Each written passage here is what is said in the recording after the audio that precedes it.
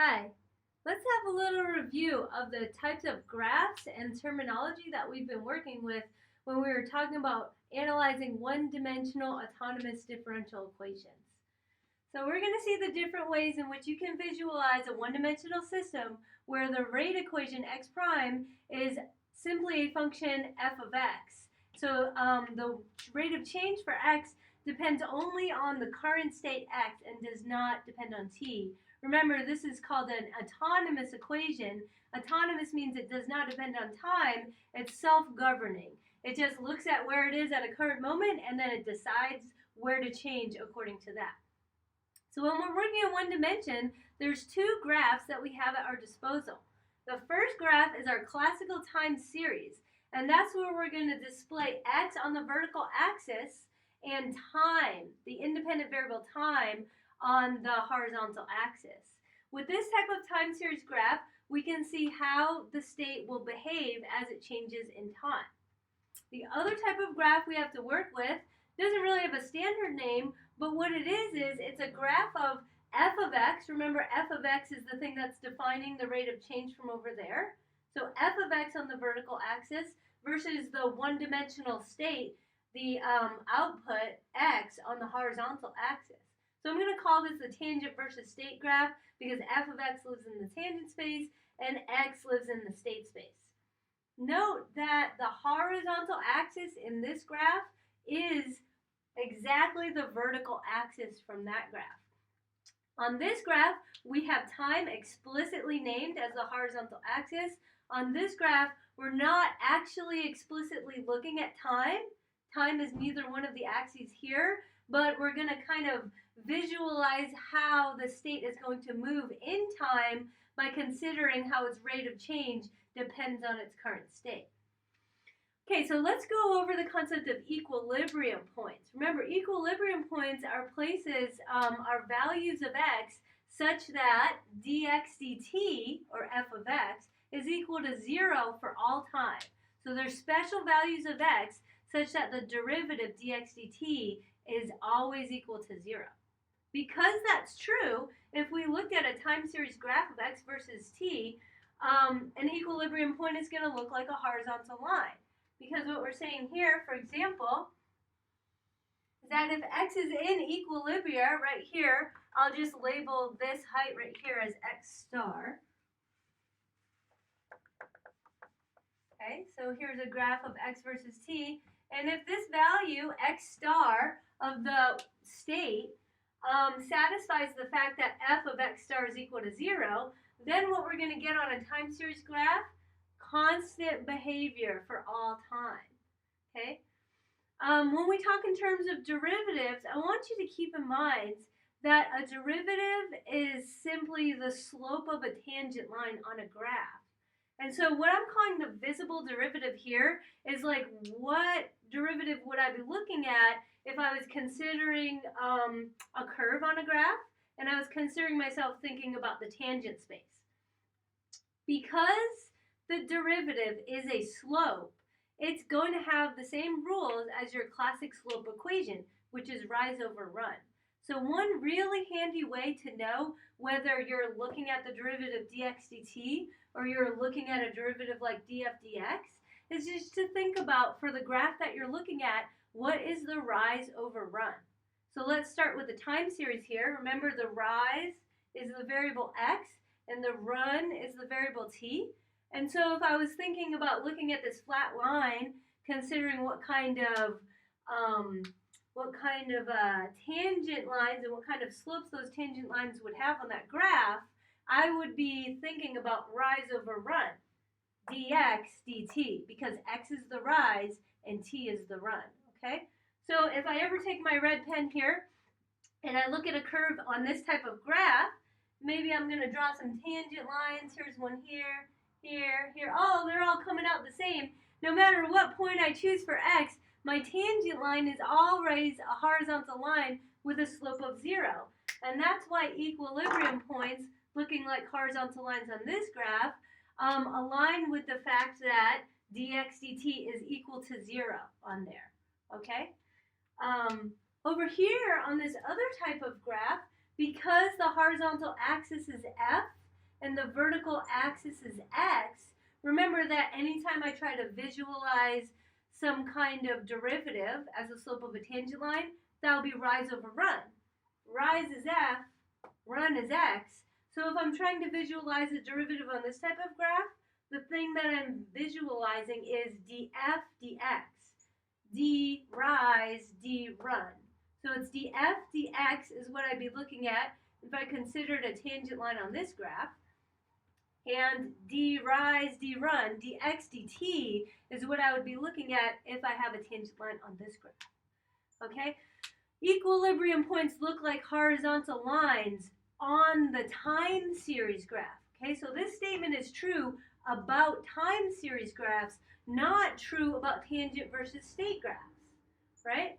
But focusing in on that fact that equilibrium points look like horizontal lines, we can then say that the visible derivative dx dt is always equal to 0 at equilibrium points on this line, right? Because what we're just saying is the equilibria always looks like just a flat line with a 0 slope, and that totally matches with the type of derivative that I'm visualizing. The rise over run, dx dt equals 0. Okay, the funny thing is, dx dt, defined by the state equation, dx dt is the same thing as f of x.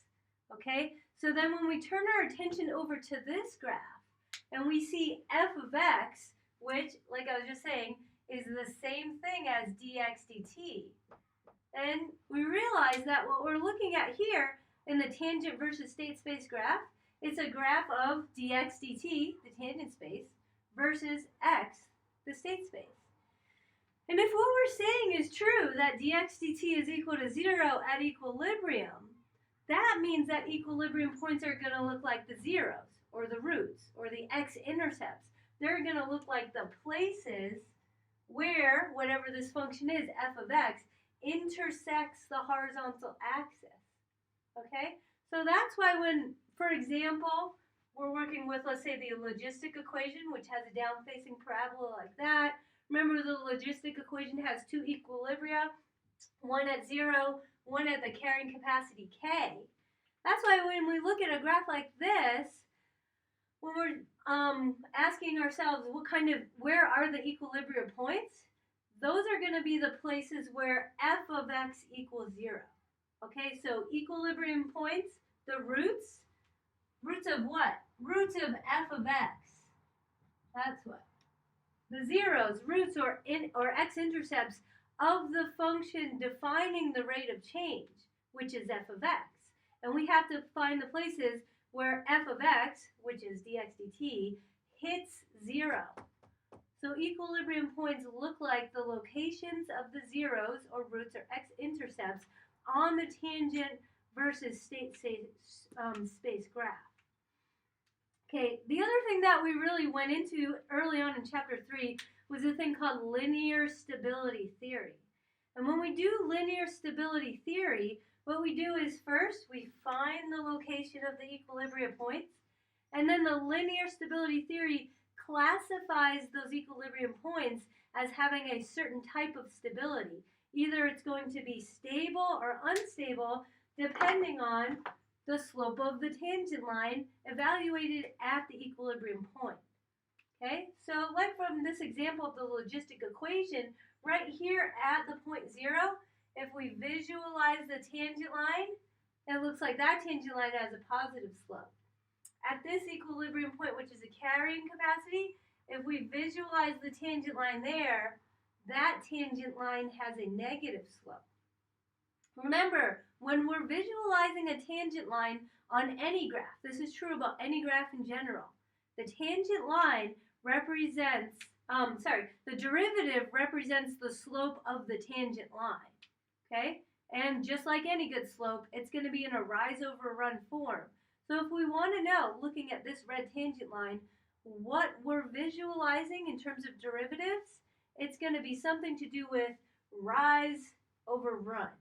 So that's why on the tangent versus state space graph, the visible derivative, the derivative that you're seeing when you're considering the slope of these red tangent lines in drawing, that is df dx because it's d rise over d run, df dx.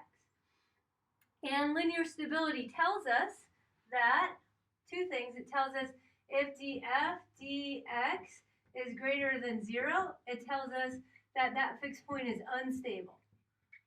The other thing it tells us is that if df dx is less than 0, that tells us that that fixed point is stable. Okay? Notice that at both of these equilibria points, when I do linear stability theory and I visualize the tangent line here does not have a 0 slope. It actually, in order for linear stability theory to not fail, in order for it to be successful, you have to get a non-zero number out when you evaluate this slope at an equilibrium point. So you either have to get a positive value for that derivative, and then you can conclude that that equilibrium point is unstable, or you have to get a negative value for that derivative, and then you can conclude that that equilibrium point is stable. Either way you slice it, you can only get a valid result from linear stability theory by getting a positive or a negative value for df dx. If you evaluate df dx at an equilibrium point and you get 0 for df dx, in that case, linear stability theory actually fails to draw a conclusion. That's usually a point where we have a semi-stable fixed point, and that's very uncommon. It's kind of a dividing line between stable and unstable. Okay, so hopefully this video helps you clear up the difference between df dx, which is the slope of the tangent line on a tangent versus state graph, and has to do with evaluating the stability of a fixed point, versus dx dt, which is the slope of a tangent line on a time series graph, and actually dx dt is f of x because that is the rate equation.